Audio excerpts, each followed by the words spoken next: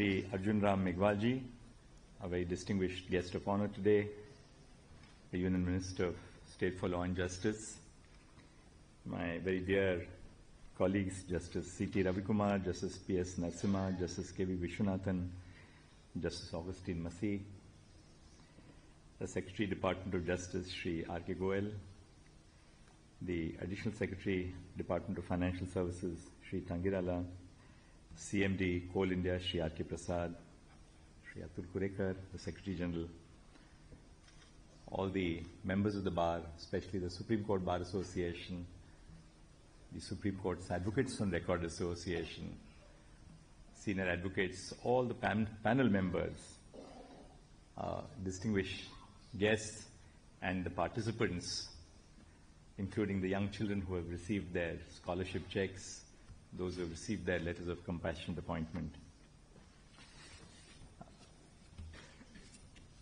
Our compare, Sukhda Pritam, who is a very senior district judge from the state of Haryana, has given me a lot of kudos for organization of the Lok Adalat. But a team leader can only be as good as the team which they command at their disposal and for the work. So much as I would like to take the credit for this amazing event which has taken place over the last few days since the 29th of July to the 3rd of August, I would like to recognize my team which has been at the forefront of these initiatives. And I would like to call out the names of my team which has worked tirelessly for the success of this Lok Adalat, and I'm sure you'll all join me in giving them a very handsome round of applause. So I'll call them out one by one. We have our Secretary General, Atul Kurekar. We have Registrar Judicials, Pavnesh and Puneet Sehgal. And look at the diversity of their experience. Atul is from the Maharashtra Judicial Service, Pavnesh from the very senior district judge from Karnataka High Judicial Service, Puneet likewise from the Judicial Service from Haryana, then Santosh from Jharkhand. It would have been not possible. Coal India's checks would not have been possible but for his own engagement with the Chairman and Managing Director over the last several years. Then we have Mr. Shashidhar Shetty, Registrar from, again, a very senior district judge from Karnataka. Mr. Ladekar, who is really the driving force. He's an ex-armed forces officer who is working in the judiciary, served the nation as an armed service officer and then joined the judiciary. And we have Sujata Singh, who is from the state of Uttarakhand, senior judicial officer. Then we have Satish Arora from the Delhi Higher Judicial Service. Colonel Marwa, again, Colonel, as you know, defines where he comes from. Mr. Soni, then a young officer from the Center for Research and Planning, Amarendra Kuntal Pathak from the state of Odisha, Parvinder Singh Arora from the state of Himachal Pradesh, Ashish Shiradhunkar, the scientist from NIC who is the backbone of the eCourts project, and Ms. Arunori from the state of Tamil Nadu who leads the, and finally, last but not the least, I very fondly refer to him as Tarzan because of he's all over the place even at 12 midnight, Mahesh Patankar, who looks after every little corner of our building and construction projects. So this has really been a multi-stakeholder cooperation. It couldn't have been possible without the tremendous support which I received from the entire team of registrars and officials in the Supreme Court, many of whom are not here really. Mr. Rakesh Sharma is probably overseeing the arrangements. There he is, Mr. Rakesh Sharma is there. Usually he's always behind the scenes coordinating something or the other. Now, the reason why I thought I should mention all this is that I genuinely feel that the Supreme Court may be located in Delhi, but it is not the Supreme Court of Delhi. It's the Supreme Court of India. And since I took over the office of the Chief Justice of India, we've made an effort to bring officers from all over the country into the registry of the Supreme Court. And they bring a great amount of diversity inclusion, their knowledge about the life and society across India. Because our district judges have joined the judiciary very often. Some of them are, of course, direct appointees, but many of them have joined the judiciary at the lowest level, the civil judge junior division. The story goes, at least at one time, how do you identify a junior civil judge, at least at one time, no longer, because now the conditions of service have improved. If you see someone wearing a white pant, a white shirt, a black tie, a coat, and riding a cycle, they should be in the Indian judiciary in the villages. That's the true state, and that's why they are so deeply connected with our judiciary. And in the work which we did in trying to design this Lok Adalat, we had tremendous support at every little stage in the preparation. We received tremendous cooperation from the members of the Supreme Court Bar Association and SCORA, our own advocates who are our backbone in the Supreme Court, and without whom nothing of this would have been successful. If the lawyers had stayed away, you can imagine there'd be no judge or no courtroom or no Lok Adalat without the lawyers. And all of them joined us in the Lok Adalat. When we constituted the panels for the Lok Adalat, we ensured that every panel would consist of 2 judges, in my case 3 judges, and 2 members of the bar. 1 senior advocate drawn from SCBA and 1 advocate drawn from SCORA. The purpose behind doing this was to give ownership to the advocates over the institution. Because this is not an institution which is only run by judges, and this is not an institution of the judges, for the judges, and by the judges. It was very interesting. I think there was so much we learned from each other. We learned from the advocates about how much command they have over little procedural issues which, frankly, I'm not very well versed with. On procedural issues, it's mostly the court masters and the registrars who tell us about little things like substitution of legal representatives. The lawyers were always conscious of the pitfalls, and they would tell us, well, we need something more to effectuate this settlement. In a partition dispute where there may be multiple parties involving partition of agricultural land, there may be a danger if we accept the settlement as it stands today. We need to push it back by 2 days and get parties to ensure that there is a foolproof settlement. Likewise, the lawyers shared with us that we learned for the first time how much care judges devote to every little case which comes up before you. Last evening, we were involved in trying to resolve a matrimonial dispute, which finally didn't conclude in a settlement, but we hope it will conclude in a settlement on Monday. We were all together in my chamber finally till 6:30 in the evening, trying to talk to the wife, trying to talk to the husband, the little child whom they had brought to our chamber, so on and so forth. But the work of this Lok Adalat was also facilitated by the work which NALSA does, the National Legal Services Authority does. Last year in 2023, NALSA resolved as many as 8.1 crore cases.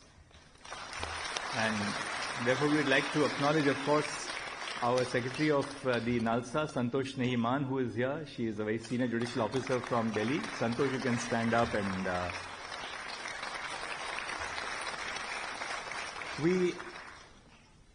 This time we began with 7 benches. We were worried as to whether there will be enough work. You know, all this happens with a great deal of fanfare. Lok Adalats are like a marriage in a village, you know. It's like a fanfare. There's a lot of song and dance, and there's a lot of publicity.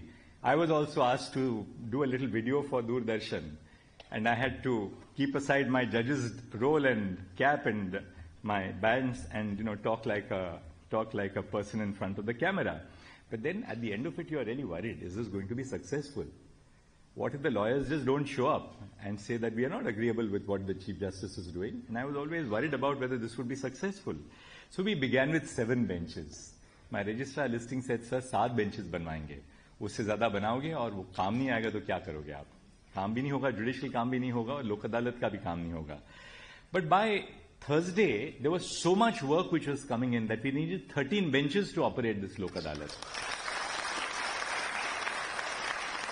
On Wednesday evening, when the Secretary General, the registrars and I were in our usual evening confabulations, by the second they were receiving WhatsApp messages from the district legal services authorities across India. Matter has been settled. Please, the clients want the matter to be listed. Please list these matters. So this is an indicator also of the kind of infrastructure which we have in the Indian judiciary. Just like the civil services, we have very senior officers from the civil services who have come here, who have obviously risen from the ranks from their days as collectors, now to secretaries to the Government of India. Likewise, in the Indian judiciary, we have a very strong infrastructure in place. One thing which really impressed me throughout this Lok Adalat was the application of mind by the district legal services authorities. They were on the video conferencing platform before us in every case. So when 201 was called out and right up to say 255 yesterday, all the DLSAs were personally present on the video conferencing platform. So we were marrying technology with the human relationship that the law brings to justice. And on the video conferencing platforms, we could see the parties present next to the district legal services authorities. Of course, there were some funny moments also. In one case, some 10 lakhs of rupees in cash had to be paid to one of the parties. I hope the income tax authorities were not listening on to the conversation. And I didn't ask too many questions about whether the cash has been paid or when it is going to be paid. But the DLSA preempted me because he said, sir, ek aur cheez karni hai isme. And he picked up this red leather bag and handed over a bundle of cash to one of the parties, the agriculturists. But on a more serious note, the DLSAs did so much of rigorous work, hand-holding, because these settlements in the Supreme Court would not have been possible unless they were settlements with our citizens in the smallest villages and talukas. They bring small matters to the Supreme Court. Somebody's compassionate appointment, somebody's pension, somebody's ACP, somebody's, subsistence allowance during suspension, motor accident claims. In fact, a very senior secretary from the Government of India and a very distinguished former civil servant who were engaging with me last week said, sir, we never knew that the Supreme Court deals with such small cases because we are so used to looking at the Supreme Court as that court which is dealing with all these big ticket cases which get reported on the first page of the newspapers every morning. But what is lost to, I think, a lot of people is the kind of small work which we do in the Supreme Court. So many people ask me, why does the Supreme Court have to deal with such small cases? What is the purpose? Is this the purpose of the Supreme Court? And I always respond by saying that when the Constitution was framed by stalwarts like Dr. Babasaheb Bhimrao Ambedkar, they did it with a mission. They introduced Article 136 into the Constitution for the purpose that this was a court which was being set up in an essentially poor society, where there was an absence of access to justice. We operated in colonial structures of patriarchy, oppression, caste, discrimination. And the idea behind creating this institution which would reach out to people was to ensure that this would not be one of those courts like the American Supreme Court which deals with 180 constitutional cases, but a court which would truly be a court reaching out to the lives of common citizens, and therefore, Nyay Sabke Dwar. That is the... And the purpose of our Lok Adalat has been truly to take justice to the homes of people, to ensure that we remind people that we are a constant presence in their lives. I must in particular compliment my colleagues. Those who are at the forefront are all here. Justice Narasimha and Justice Vishwanathan were part of the coordinating committee together with our senior colleagues, Justice Sanjeev Khanna, Justice Surya Khan, Justice B.R. Gavai. They would have been here, but another thing which is lost to civil society is that they feel that, well, judges get up at 4 o'clock in the evening and then there's nothing else to do. The work of a judge really begins at 4 o'clock in the evening. That's when we start the hard work for reading for the next day, preparing judgments. On the weekends, judges are traveling, reaching out to society, reaching out in legal aid camps, reaching out in colleges, reaching out to cases where people are involved in moments of distress. And all these colleagues are traveling, and they have communicated to me on a colleagues' WhatsApp group. I have a chat group of colleagues. I call it colleagues. We share experiences and ideas every morning. They've all reached out this morning to say that we wish we were here, but we wish the function all success. And therefore, I feel that this has been truly a collaborative effort. Justice Surya Khan, Justice Sanjeev Khanna, Justice Gavai, Justice Narasimha, Justice K.V. Vishwanathan. They reached out to 5 high courts each I requested each of the senior colleagues, please distribute the 5 high courts between yourselves and talk to the Chief Justices, constantly engage with them, because they must be told that the Supreme Court is very, very keen on this particular initiative. I thought before I end, I should just refer to a few instances of cases which were settled. A husband and wife who got married in 1998, within 5 months, disputes and differences arose between them, leading the wife to file for divorce in 2003. After multiple execution orders and prolonged litigation, settlements had been reached stipulating that the husband would provide a 20 lakh demand draft to the wife. Very often we feel that disputes can be resolved by payment of money, but how do you mend hearts by paying money? There's something more about mending hearts than paying money, which would allow her to withdraw all the civil and criminal cases pending against him. When inquiring about their current situation, I expressed satisfaction upon seeing the parties rather happy, because they had, in the course of the Lok Adalat, decided to bury their difference and they had come back together. And there was a petition for divorce which was filed by the husband in the Patiala House Court. And she had filed for maintenance, and I told her, ma'am, मैंने उनको पूछा कि आप ये सारे मामले हैं, आप इनको तो निरस्त करना पड़ेगा, आप लोगों को ये विड्रॉ करने पड़ेंगे मामले. तो she said, I've already done it, sir. And he said, अब मैं यहाँ से जाऊँगा पटियाला हाउस कोर्ट और मैं मेरा डिवोर्स का मामला भी विड्रॉ कर रहा हूँ, क्योंकि हम साथ-साथ काफी महीने से हम साथ-साथ हैं अब. और लोक अदालत में हमने बात की, दोनों ने लोक अदालत पैनल से, और हम साथ रहना चाहते हैं. फाइनली आस्क मी, सर एक ही पूछना था आपको. सो आई सेड, जी कहिए, तो क्या आपके कोर्ट कचहरी की फिर से चक्कर काटनी पड़ेगी मुझे? आई सेड, नहीं, अब ये चक्कर आपको काटना नहीं पड़ेगा, हम इसको we'll give it legal form and now close the case. There's an MACT matter. In 2005, Mr. Alpesh Jashu Parekh was returning from Bhavnagar to Ahmedabad in a jeep car. A tractor attached with a trolley was parked on Shantipura Circle. The jeep driver, while trying to overtake the tractor, dashed the jeep with the tractor trolley, as a result of which the deceased was severely injured and admitted to hospital and ultimately died. The petitioner was the wife of the deceased. The disputed part was the income. ये motor accidents मामले जो होते हैं उसमें only the core of the dispute is तनख्वाह कितनी थी. How much was that person earning? Upon the claimed salary hike that the petitioner was seeking through the settlement, the initial increase so far would have been about 8 lakhs. Although the petitioner was entitled to an increase of 8 lakhs, she chose to settle for 5 lakhs in distress. This is also a problem which we see as judges. लोग इतना त्रस्त हो जाते हैं court के मामलों से, वो कोई भी सेटलमेंट चाहते हैं, बस यहां से दूर करा दीजिए, कोर्ट से दूर करा दीजिए हमें. कोई महिला है, वो सोचती है कि मुझे यहां से दूर जाना है. The process is the punishment.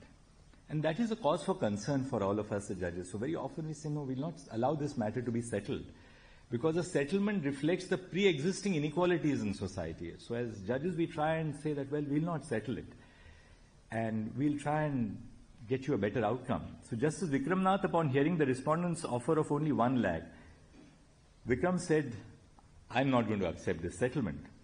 Ultimately, the bench, which was moved by the petitioner's plight, decided to award, with the consent of all parties, 6 lakhs as a lump sum in addition to what was previously awarded in the Lok Adalat. There was a young lawyer before me called Ishita Puranik, and Ishita said that there was a settlement in a matter. It was a 90% disability case. And in the course of the 90% disability case, a very small amount had been agreed upon as a settlement. That's also a problem of the Lok Adalats, where settlements are so small, because you are conscious of the parties that parties want to get out of the system. So she said, sir, you're the Chief Justice of India, and I'm getting this much for this settlement. It's a 90% disability case. So we called upon the lawyer for the insurer, and he said, sir, wait a minute. A very senior general manager of the insurance company is running around from court to court because the insurance company has authorized her to speak to the judges and increase the amount of settlement. And when we put an additional amount, the insurer agreed right away. These are public sector insurance companies who also have a call of conscience to the nation. And I thought I must acknowledge the fact that our insurance companies have done really, really well as part of this Lok Adalat. And right away, she agreed to this. Now, if that young lawyer had not mentioned it, it would have been a matter settled for whatever had been agreed upon in the districts. There's another case. The petitioner was 19 years old in 2014 when he met with an accident and suffered a 100% disability. And that tragic accident altered the life of a young petitioner at the time. The accident resulted in a grievous 100% disability, leaving him with an unimaginable challenge in life. Initially, the MSAT awarded a sum of 36,68,000 as compensation, a decision that was later increased to 59 lakhs by the High Court, in recognition of the severe impact on his life. Despite this substantial award, the petitioner contested various aspects of the compensation, including his monthly salary, the compensation for attendance, and the future medical expenses that he would incur. I remember in Mumbai when I was a young lawyer, there was a lawyer who was grievously injured in a motor accident. Every day he would come in a small vehicle which had been altered to suit his condition and try and carry on the pursuit of his career as a bar. So I remembered that when I was looking at this case. After considerable deliberation and amidst the emotional strain of ongoing legal battles, the Special Lok Adalat intervened to offer a final settlement. The settlement amounted to an additional 10 lakhs as a lump sum over and above the High Court's award. The amount, though not very significant, was a small relief in the face of overwhelming changes to his life, and both parties ultimately accepted the resolution. There was an MBBS student who died in a tragic accident in 2012. The MSAT awarded 1.03 crores. Eventually, as a result of the Special Lok Adalat, the compensation was increased in a final settlement to 1.53 crores. The parents got 50 lakhs of rupees over and above what was. Another case, a petitioner was an old man who had suffered a 40% disability in a road accident. The MSAT awarded 3.48 lakhs with 10% interest. The respondents had offered only 1 lakh additionally. In the Lok Adalat, they settled for about 5.5 lakhs in addition. There was a petitioner whose son was 17 years old who had died in a road accident. The father had an 85% disability and had only one son to look after the family. The MSAT awarded 3.84 lakhs. The High Court had increased it to 7.86 lakhs, and eventually the Special Lok Adalat enhanced it by another 4 lakhs. In a lot of these cases, clients are not looking for a judgment at the end. You know, as judges of the Supreme Court, we are so used to having to sit on that elevated dais. We have lawyers in front of us. And we are dealing with clients who are rarely before us, unlike in the High Courts or in the District Courts, where you see the face of the client.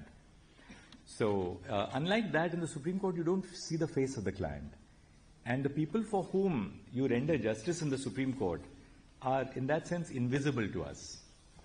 That, I feel, is a little bit of a drawback of the work of the Supreme Court, but as experienced judges who have worked at the bar, as Justice Vishwanath and Justice Narasimha have, or judges like us who have grown up from the High Courts now into the Supreme Court, we'd always try and remember the face behind the cause which comes to us. Because it is only when you understand the face behind the cause which comes to us that you realize that, in that sense, we are not distinct or separate from every person who is in the courtroom, whether it's a member of the bar, whether it's our court staff, whether it is the litigant. We are in that sense not distinct or separate from each other. We are all bound together as one human chain in this indefinable bond of humanity which defines our existence. And this Lok Adalat was just a reminder that though we are at the apex of the Indian judicial system, we are in that sense so closely and deeply associated with the lives of our citizens. I hope that we will now institutionalize this process of dispensing justice through Lok Adalats, because it's been one of my initiatives that whatever we do as a court must be institutionalized. It shouldn't be that just one-off initiative which is then forgotten for the future until 15 years later somebody else picks it up. We must ensure that it becomes part of our processes and systems. Institutions are very slow to change, and I have realized that, because very often when I want to bring about a change, I have 10 different reasons which are given to me why this can't be done. And I always respond by saying, I'll give you one reason why it can be done. And So while institutions are very slow to change, the positive aspect of institution and administration of institutions is that once you bring about a change, it doesn't get lost forever. Then it becomes part of the system. So I think as lawyers, as judges, for all of us, the real challenge is how do we ensure that these are not just one-off initiatives, but they become part of institutional design. And bringing it a part of institutional design, making the bar as part of this initiative, I think is a huge change for the better. To send a message across that our lawyers and us are truly engaged in one endeavor. It's not that the lawyers are only engaged in earning money for themselves. Of course, they have to earn their livelihoods. Who denies that? Just as at the bottom of it all, we are here because we have to have a livelihood as judges as well. But there's something else that motivates us as judges, as lawyers. And what motivates us more as judges and lawyers is this cause of delivering justice to common citizens. So I thank everyone who has been so closely involved in the preparation of this Lok Adalat, all these stakeholders who did tremendous work ranging from the state financial secretaries, the chief secretaries, the advocates general, the district legal service authorities, state legal service authorities, everyone across the spectrum, including my colleagues and all the members of the bar. Thank you very much.